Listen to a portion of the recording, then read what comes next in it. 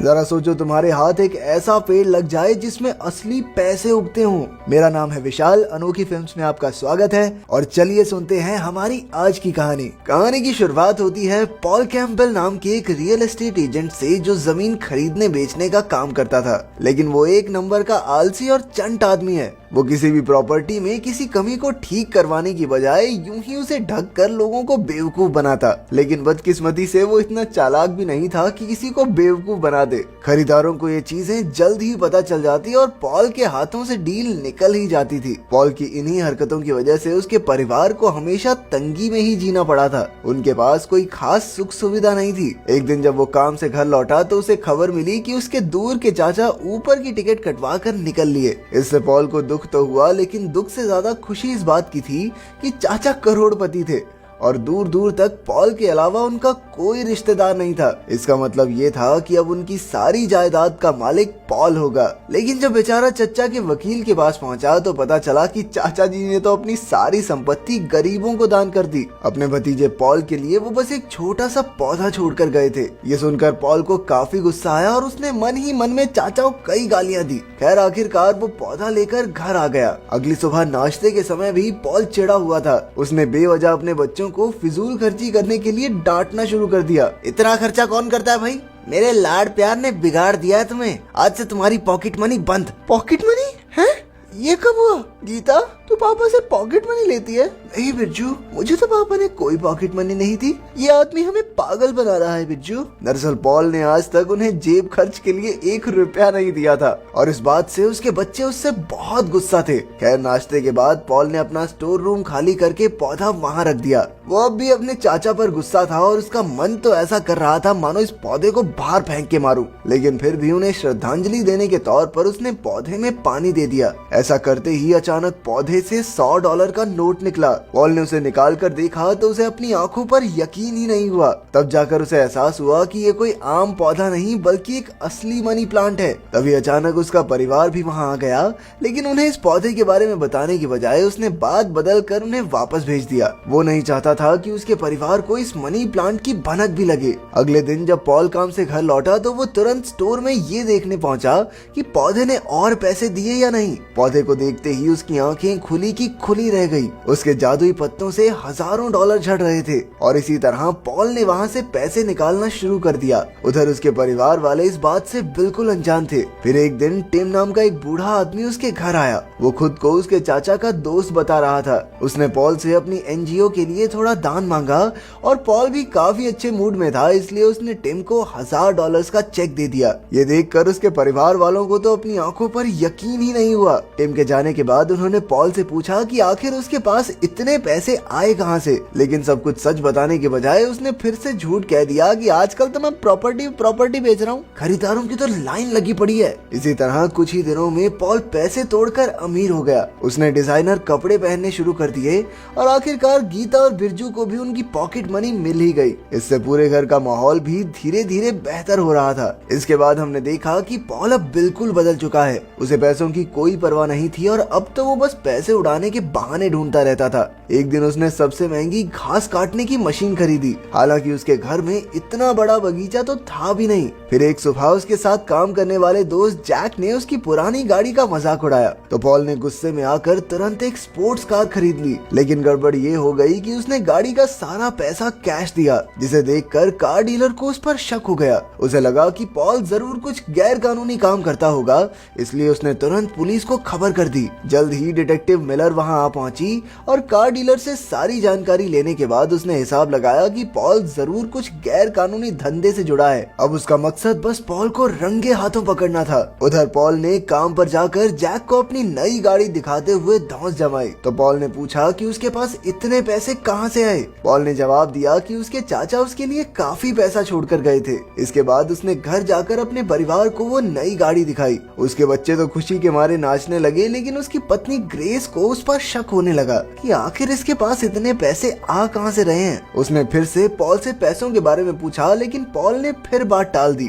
अगले कुछ दिनों तक ग्रेस उससे ये सवाल बार बार पूछती रही, लेकिन पॉल हमेशा कोई ना कोई बहाना बना देता। इसी वजह से उन दोनों के बीच थोड़ी अनबन शुरू हो गई। एक दिन टिम एक बार फिर से उससे दान के लिए पैसे मांगने आया, लेकिन पॉल का मूड काफी खराब था, इसलिए उसने गुस्से में टिम को वापस भेज दिया। फिर पॉल के ऑफिस जाने के बाद डिटेक्टिव मिलर उसके घर आई और ग्रेस से पूछताछ करने लगी। उसने ग्रेस से पॉल के काले कारनामों के बारे में पूछा, लेकिन अपने पति से झगड़ा होने के बावजूद भी ग्रेस ने मिलर के सामने पॉल का साथ ही दिया। उसने कहा कि पॉल एक ईमानदार और मेहनती आदमी है जिसने जिंदगी में कभी कोई गैर कानूनी काम नहीं किया। डिटेक्टिव मिलर समझ गई कि उसे पॉल के परिवार से कोई मदद नहीं मिलने वाली, इसलिए अब उसने मामला अपने हाथ में लेने का फैसला किया। फिर उसने पॉल के बारे में काफी छानबीन की तो उसे पता चला कि पॉल ने पिछले महीने एक भी सेल नहीं की। ये सुनकर मिलर का विश्वास और पक्का हो गया कि पॉल जरूर कोई गलत काम करता है। उधर पॉल भी अपनी पत्नी के बार बार सवाल पूछने की वजह से परेशान रहने लगा था।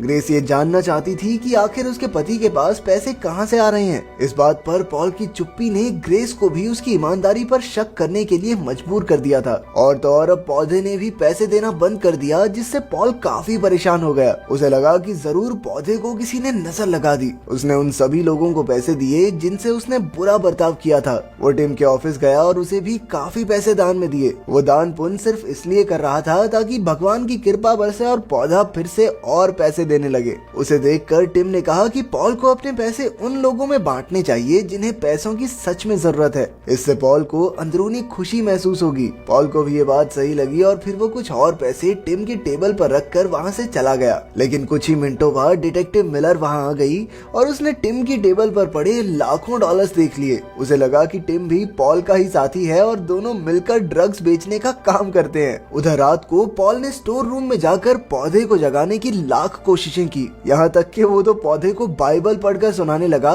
ताकि भगवान उसकी मदद करे, लेकिन ऐसा कुछ नहीं हुआ। फिर अगली सुबह जब पॉल ने कॉफी खरीदी तो उसे एक गरीब आदमी दिखाई दिया, और क्योंकि पॉल अपने पौधे को जगाने के लिए दान पुण्य कर रहा था तो उसने उस गरीब आदमी को $100 दे दिए। लेकिन उसके जाने के बाद डिटेक्टिव मिलर वहां आ गई और गरीब आदमी के हाथ में पैसे देखकर उसे लगा कि ये भी जरूर पॉल के साथ मिला होगा। उसने तुरंत उस बेचारे गरीब आदमी को गिरफ्तार कर लिया। उधर पॉल ने आज अपने बेटे से वादा किया था कि वो साथ मिलकर फुटबॉल मैच देखेंगे, लेकिन वो अब तक घर लौटा ही नहीं। ग्रेस ने उसे काफी बार फोन किया, लेकिन पॉल ने फोन उठाया ही नहीं। आखिरकार ग्रेस अपनी बेटी कैरी के साथ पॉल की फैक्ट्री में उसे ढूंढने गई, लेकिन वो जगह तो एकदम खाली थी। जैसे ही कैरी एक अंधेरे कमरे में घुसी तो अचानक वो एक गड्ढे में गिर गई जो कपड़े से ढका हुआ था। असल में पॉल ने ही इस गड्ढे को ठीक कराने के बजाय उसे कपड़े से ढक दिया था और आज उसकी बेटी को ही इस चालाकी का खामियाजा भुगतना पड़ा। फिर उसे हॉस्पिटल ले जाया गया क्योंकि उसके हाथ की हड्डी टूट गई थी। जैक को पॉल की इस लापरवाही पर बहुत गुस्सा आया क्योंकि उसने कई बार पॉल से उसे ठीक करवाने को कहा था। बाद में पॉल को भी अपनी गलती का एहसास हुआ और वो ग्रेस के सामने रोने लगा। उसने पूरी जिंदगी ऐसे ही चालाकी करके काम चोरी की थी और शायद इसी वजह से उसके परिवार को तंगी में जीना पड़ा। आखिरकार ग्रेस ने उसे माफ कर दिया और एक नई शुरुआत करने को कहा। फिर वो लोग कैरी को घर ले आए और सबने सुख की सांस ली। अब पॉल को एहसास हो चुका था कि अपने परिवार से बढ़कर उसके लिए कुछ भी नहीं है। उसने अपने पत्नी और बच्चों से वादा किया कि अब वो दिल लगाकर काम करेगा और वो कभी तंगी में नहीं जिएंगे। लेकिन अगले ही दिन डिटेक्टिव मिलर ने आकर उसे गिरफ्तार कर लिया। जब वो जेल में गया तो वहाँ उस गरीब आदमी को देखकर वो हैरान रह गया और तो और टिम भी वहीं मौजूद था। आखिरकार उसने सच्चाई का खुलासा किया। वो पहले से ही मनी प्लांट के बारे में सब कुछ जानता था। असल में उसे ही ये पौधा सबसे पहले मिला था, लेकिन जब पॉल का चाचा बुरे दिनों से जूझ रहा था तो टिम ने उसकी मदद करने के लिए उसे पौधा दिया। लेकिन हालात बद से बदतर हो गए क्योंकि ज्यादा पैसा आने की वजह से वो और लालची हो गया।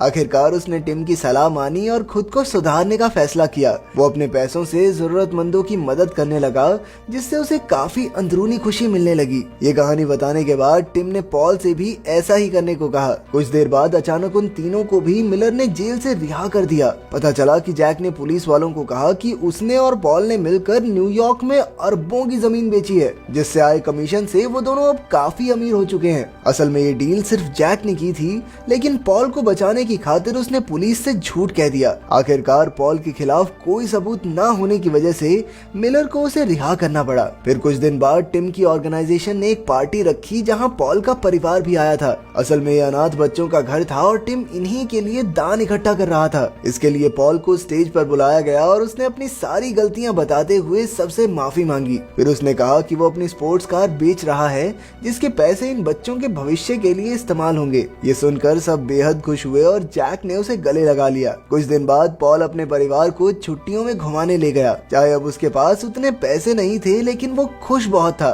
फिर उसने टिम से हाथ मिलाकर उसे मनी प्लांट लौटा दिया, क्योंकि अब उसे जिंदगी की असल कीमत समझ में आ गई थी। इसके बाद वो खुशी खुशी अपने परिवार के साथ घूमने चला गया। अगर वीडियो पसंद आई तो लाइक कर देना, चैनल को सब्सक्राइब कर देना। मिलते हैं अगली वीडियो में।